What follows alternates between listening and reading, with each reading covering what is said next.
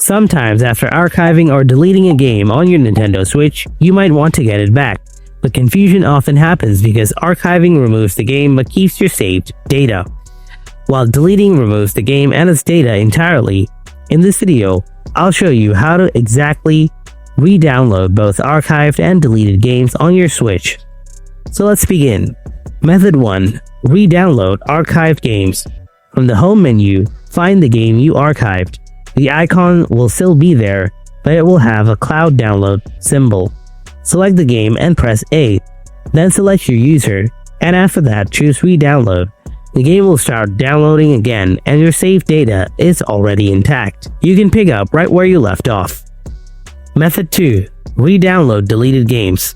If you deleted the game entirely, you can still recover it from your virtual game cards section.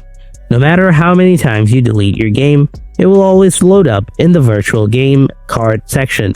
Just go to your home menu, then go to the virtual game cards icon and open it. Choose your user.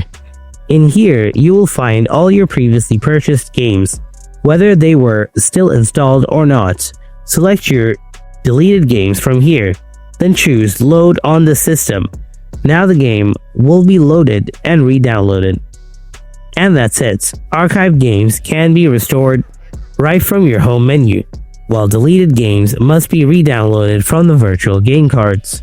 The key difference is that archiving keeps your saved data, but deleting wipes out unless you've backed it up. If this video helps you get your favorite games back, then be sure to hit that like, subscribe, and let me know in the comments which game you just re-downloaded.